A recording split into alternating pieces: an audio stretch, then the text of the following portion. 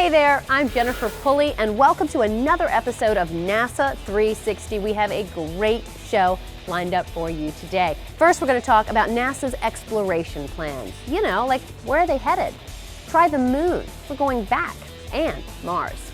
Then, for all you gearheads out there, we're going to show you how IndyCar and NASCAR are using some NASA technologies in racing. But first, let's talk about this behind me.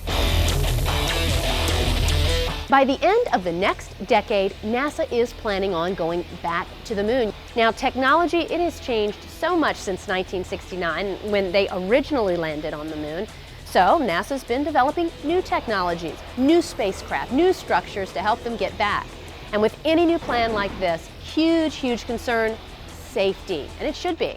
With that being said, NASA has begun testing the new concepts and vehicles to help them get back to the moon. And this thing behind me, it's part of the testing. It's called the Flight Test Article for the Launch Abort System. What does that mean? Let me help you break it down. The vehicles that NASA will be using in their new exploration plans will look very similar to the Apollo vehicles used back in the 1960s and 70s, but these will be much more advanced. NASA's new spacecraft will include the Ares rockets that will carry crew and cargo into space, the Altair lunar lander that will bring crews down to the lunar surface, and finally there will be the Orion capsule that will house NASA astronauts during liftoff and return to Earth. So you see, this flight test article is a mock-up of that Orion capsule I was just talking about. Yeah, but why would NASA need a mock-up like this?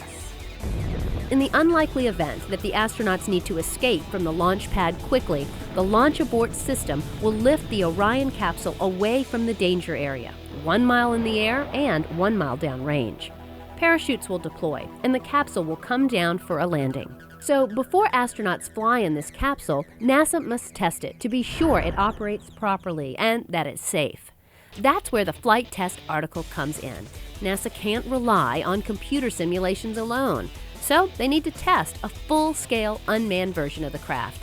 It will be strapped onto the escape rocket motor and fired to make sure that everything works as planned. The results of this test will help NASA make sure everything is in working order and give some reassurance that this system will keep the crews safe.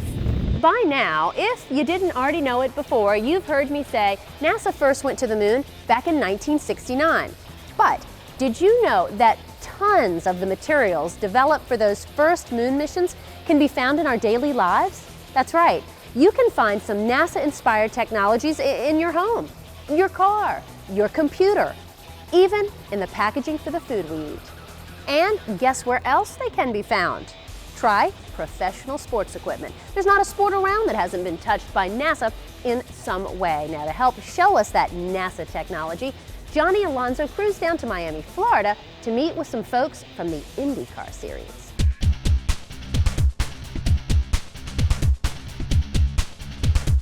How's it going? Johnny Alonso. Let me ask you something. If you had to guess, what would you say is the most popular spectator sport in the world? Football? Soccer? Basketball? Yeah, those are all popular, but one that doesn't come to mind as quickly is auto racing. Hands down, auto racing's in the top tier of sporting events, and just to prove that, all you gotta do is check out the numbers. You know the Indianapolis Motor Speedway that hosts the Indy 500? That place can almost seat 400,000 people, and that's just for one race. One race! From the first cars ever built through today, people have always wanted to see cars go faster and faster. But let me tell you, by today's standards, those early cars weren't exactly what you would call safe. A lot of drivers didn't wear seatbelts or helmets, and actually many of the cars didn't even have padded seats. So things could get sketchy really fast in the old days. But today's racing is very different. Although it's still fraught with risks, the technology and engineering that goes into the sport is amazing. Without doubt, racing is one of the most advanced and technology-driven sports around. Okay, so what does NASA have to do with racing? Well, a lot more than you might think. Dozens of NASA-inspired technologies that were originally created for space and aeronautics are now being used in race cars. So to find out more about these NASA-inspired technologies, I traveled down to the Homestead Miami Raceway to speak with some key people from IndyCar. Even if you don't know anything about racing, you know what an IndyCar is. These super sleek race cars can put out over 700 horsepower and can reach speeds well over 200 miles per hour. The IndyCar Series is the premier open-wheeled racing league in the country. Now, open-wheel is different from, say, NASCAR because the steering wheel is outside the main body, not tucked under a roof. So a lot of testing goes into every car, and one of the key elements that are being tested are the car's aerodynamic characteristics. Aerodynamics is a big deal in racing because you want your car to go fast, but stay on the track at the same time. Think about it like this. When a jetliner takes off, it's usually moving between 150 and 180 miles per hour. So, if an Indy car goes over 200 miles per hour, you would think it might take off too, right? Well, one of the major reasons the car sticks to the ground is because of its wings. Yeah, that's right. Indy cars have wings that are similar to a jetliner, but the big difference is the Indy car wings are turned upside down, providing downforce instead of lift. So, instead of the car taking off like a plane does, the air pressure pushes the car towards the ground, keeping it firmly planted on the track. So how are race cars' aerodynamic characteristics tested? Well, pretty much the same way we test airplanes, in wind tunnels. A lot of car designers team up with NASA to use NASA wind tunnels to get a better handle on aerodynamics. So whether you're driving in your family car, flying in a plane, or zipping around in an Indy car, it's a good bet that a lot of initial testing was done at NASA. Another NASA-inspired technology being used in racing today is the fire protection suits worn by drivers and pit crews. Originally used by NASA astronauts for the rigors of space, today's drivers wear boots, gloves, masks, and overalls that can help keep them safe in case of a fire. In fact, these suits are so good that recent tests determined that drivers can theoretically survive up to 35 seconds in a fire, with the heat reaching 1,500 degrees. To help us find out about the cutting-edge technology used in these cars, I spoke with my buddy Les McTaggart from the IndyCar Series. This is a current IndyCar Series car, and I mean, this car is capable of probably traveling over 230 miles an hour at the Indianapolis Motor Speedway, so safety is one of the prime concerns for us, obviously because the drivers are very important. So the whole car, this whole section of the car really is the cockpit area where the driver's located. He sits in this area here. We have a headrest structure around here. This has foam inside and it's to protect the driver's head in an accident so that this compresses. Behind that we have a molded seat. Now this seat is it's made of a dense foam material, and it's actually molded to the driver's body. It fits every curvature of his body to hold him very securely in the cockpit, so that in a high impact condition he doesn't move in the car, because if he moves in the car, that's when you get an injury. Let's talk about aerodynamics. Right, the aerodynamics of these cars actually is really cool because the whole car is designed like an upside down wing. We propel the air under the car faster than it flows over the top surface, and the reason that we do that is to create ground effects. And the ground effects on this car typically is probably about 3,000 pounds of negative pressure. So you could run this car on the ceiling at 180 miles an hour and it wouldn't fall off. Wow. And the idea is so you can go through corners very fast because the car is actually sucked to the ground. So can you tell the viewers how the aerodynamics have actually changed with the cars? Yeah, I mean, certainly over the last 10 or 15 years, they've become much more sophisticated because we have many more tools to refine the cars. Okay. Wind tunnels have become much more sophisticated in terms of the speeds we can run the cars in. And we can understand all aspects of the cars now because not only going in a straight line, we look at how they spin, how they react, resistance to the car, and can we improve the safety of the car in different situations. So the tools available to us now are 10 times better than they were 15 years ago.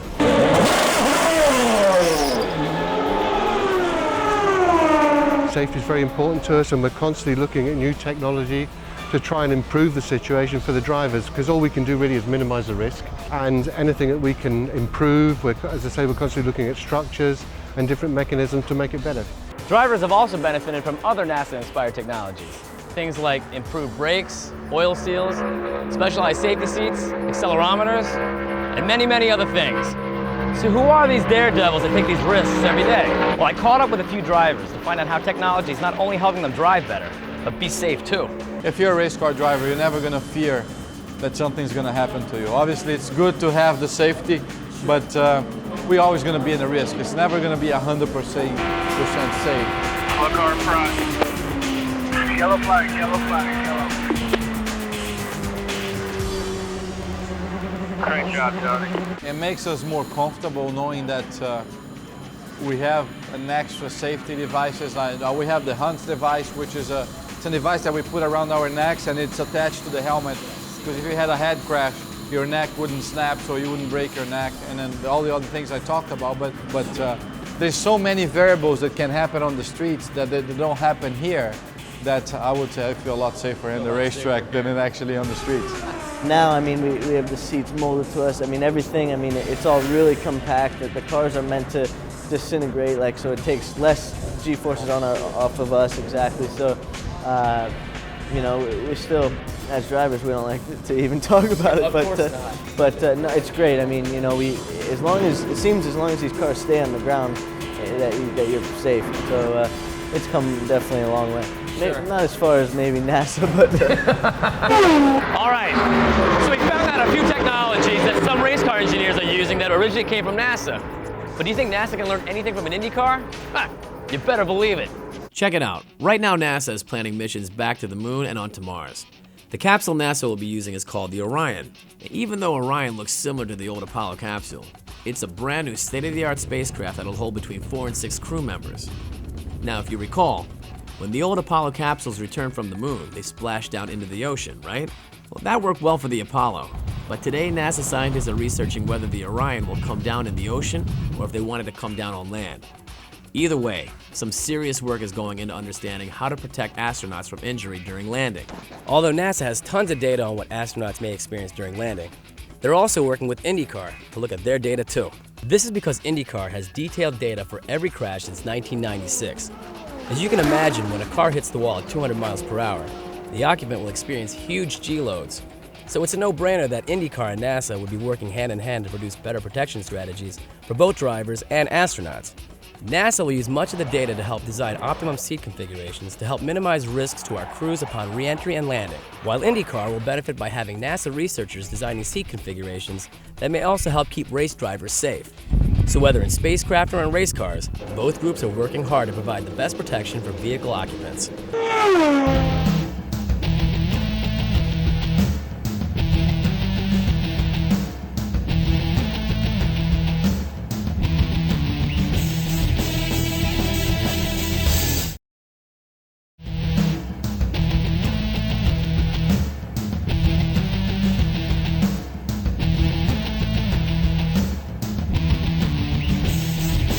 Okay, earlier in the show, we talked about how NASA is planning on sending astronauts back to the moon and then on to Mars, remember?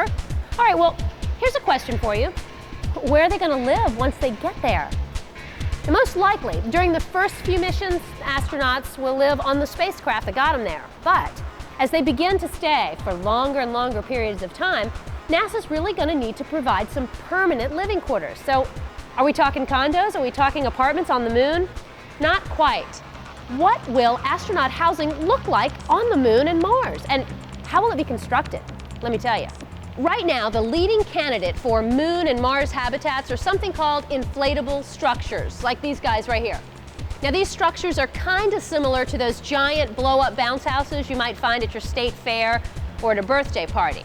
However, the inflatable structures that NASA's looking at are as tough as nails. They're hard as steel, and they're able to withstand the rigors of space as well as the different environments of Mars and the moon. I spoke with Judith Watson at NASA Langley to find out how these inflatable structures are going to work. Inflatables have been around for a long time. If you go back as early as the early satellites like the Echo, that was actually a balloon that we orbited all in space. So it was an inflatable structure.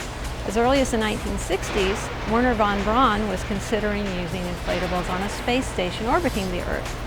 So they've been around for a long time. More recently, in the 90s, we started looking at a possibility of one as part of space station to give the astronauts a little bit more room. So it's not that uncommon. It's been around for a while, and now we want to take it and take a look at it. Is it good enough for the astronauts to live in on the moon? We're actually looking at materials like Kevlar and Vectran, which are very sturdy fabric materials. We use a bladder that's a polyethylene coated type material, so it's sort of a rubber coating to it to help hold the atmosphere in. Your Kevlar, your Vectran, which is like webbing, acts as a restraint layer and holds the load. So you have a very sturdy fabric material holding in the atmosphere. Then you put other layers on top of that to protect it thermally from the changes in temperature. It gets quite hot and quite cold on the moon. We also have to look out for radiation problems for the crew. The moon is going to be like living on a vacuum. So you don't have an atmosphere, we don't have air, we have to take that with us. We have the micrometeoroid threat, which means there's small little rocks, varying sizes, that come through very fast at very high speeds, much faster than even a bullet comes through on Earth, that can hit the structure and punch a hole in it. And that's the same whether it's steel, composite, or an inflatable structure. So whatever we put up there, we have to put up a protection layer to protect against that. Geez, I have to tell you, I'm dying to touch that. Just to see if I can kind of push it and can we go over? Sure, Should I take a look? Come on over. It can be hard as steel. Right now it's only pressurized like 0.1 psi. Right. We want to go to 9 psi. So that's like going from 1 to 100. So it gets a lot stiffer. So if you push on this, you can push on it a little bit. Yeah, it has a little give to it. It gives a little give. But in reality, once you really bring it up in pressure, the way that it's going to be on the moon, it's going to be as hard as steel. To give you an example of it, here's my trusty basketball. Basketballs are basically inflatables in their own right. They have a certain type of material on them. They're actually even coated with rubber, not unlike we're going to coat the inside of this guy. And if you think about it, they're pretty darn hard. They are. So they can bounce. So it's going to be a very similar principle. We're going to put enough pressure in there that this thing's going to be very hard. Judith, if I'm an astronaut on the moon, how do I get into an inflatable structure? If it's pressurized, when I walk into it or go into it, isn't it going to affect the pressure? It will, and that's why we have airlocks. So if you want to step around this way, I can show you the airlock and how it operates. Then we can open the door, and you can step inside.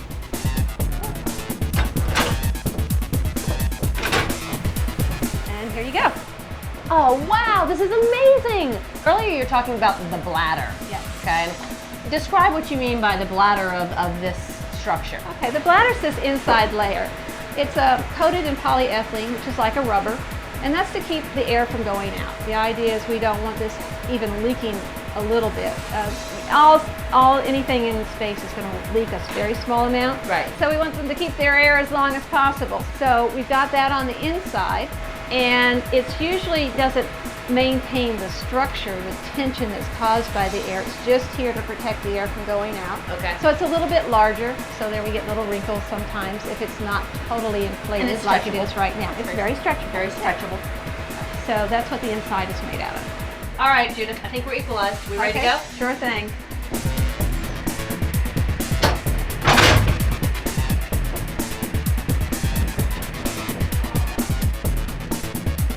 That is so cool. I'm so glad you enjoyed it. I'm very happy to show it to you.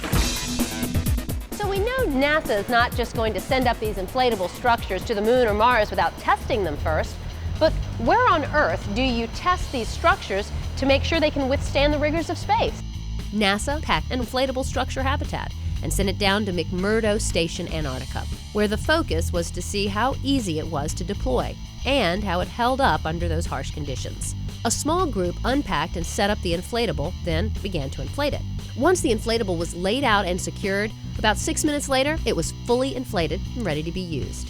This is good news because although the conditions are tough down in Antarctica, it will probably be just a little bit harder on the moon, where astronauts have to carry their own oxygen and work inside bulky spacesuits. You may wonder if this inflatable structure can actually hold up on the moon and Mars. Why doesn't NASA just send up rigid structures? Well, there are a lot of reasons, but two of the most important are storage and weight.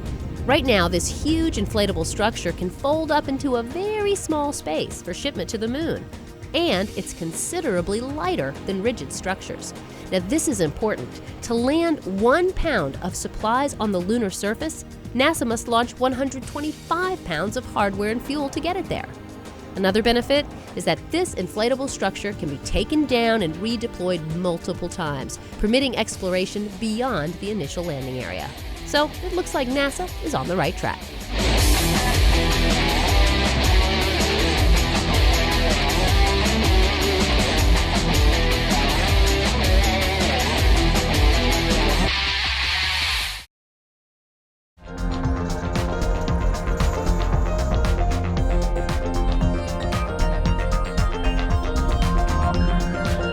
Okay, so earlier in the program, we showed you how NASA is working with the IndyCar series to help make changes in safety and technology.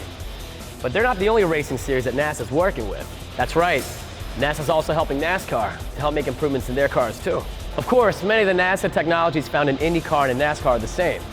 But there are some unique characteristics found in stock car, not found in IndyCar. So what are they? I cruised down to Mooresville, North Carolina to speak to one of the premier teams in all of racing, Team Penske. Can you tell me some things that NASA has been influential with auto racing? Yeah. In fact, we've got some good applications that we use right here. A lot of them are related to how we protect the driver, keep his head in the game, so to speak. Obviously, one of the byproducts of combustion is carbon monoxide. Bad stuff. Now, many drivers have complained about headaches, nausea, and dizziness. So, to help these drivers with this type of sickness, Team Penske once again worked with NASA. The solution came from a NASA project called the Low Temperature Oxidation Catalyst that was originally designed for use on space-based atmospheric lasers. So Penske engineers took the basic idea from NASA and then designed a catalytic air filter that removes over 99% of all airborne particles. Once the particles are removed, the air is cooled and pumped into the driver's helmet, giving them fresh, clean air. With this new development, carbon monoxide sickness in drivers may soon be a thing of the past. And this may seem pretty obvious, but one key difference between IndyCar and NASCAR is that NASCAR vehicles have a roof. So why is this so important? Well, one big factor is heat. In an IndyCar, the driver is exposed to a 200-mile-per-hour wind stream, which keeps them relatively cool. But in a stock car, the roof keeps a lot of the heat inside, allowing temperatures to reach upwards of 160 degrees. To combat this, NASCAR teams began insulating car cockpits with the same type of thermal protection system that protects the space shuttle when it re-enters the Earth's atmosphere. This addition only added 4 pounds to the car, but cut the heat inside by over 50 degrees. We're always questioning the design. First thing is, we have what's called a scale model program. We have a car just like this, but it's 45% of that in every detail. We'll blow that and do design studies on that to figure out, how things work. Right. Second thing is, we'll take these full cars and we'll blow them in a wind tunnel. Sure. We've done it at Langley. NASA wind tunnel. Yeah, there you go. go. Langley. Another way is purely theoretical, to use computational fluid dynamics to look at the flow of the car, which is all mathematical. If you take all of those approaches and combine them, you start to get a full understanding of what's going on and how to make it faster. Doctor, what inspired you to become an engineer? Well, NASA had a huge role in it. I grew up in that community, watched all the moon launches from my front yard. So it was just a part of that culture. And science and technology and engineering as applied science, it was a natural for me. So I couldn't say no. Haven't regretted it since. So Kent, thanks so much for having us down here at Penske Racing. No problem. Definitely, and we'll be seeing you at the next race. Enjoyed it. Take care. So we have learned a lot today about exploration and how NASA technologies are helping out in auto racing. And with us going back to the moon and on to Mars, there's no doubt that tons of these NASA technologies will be converted to be used in our everyday lives. Yeah. Jennifer Pulley, I'm Johnny Alonso. Catch you next time on NASA 360.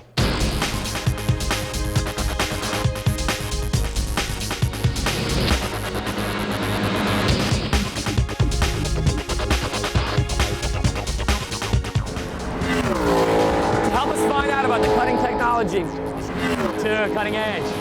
What about the most And how NASA technologies are helping out. Again? Dozens of national. Yeah. Right. Okay. So what is that? So Kent, thanks for having me down here at Penske Racing. No problem. And Enjoyed it. we'll be rooting for you too. Do it again. So Kent, thanks so much for having us down here at Penske Racing. No problem. Come back anytime. Enjoyed it. Definitely, and we'll be voting for you. Jeez, I can't get this done. They're moving the card, I'm moving out. Voting, rooting. or actually can be found?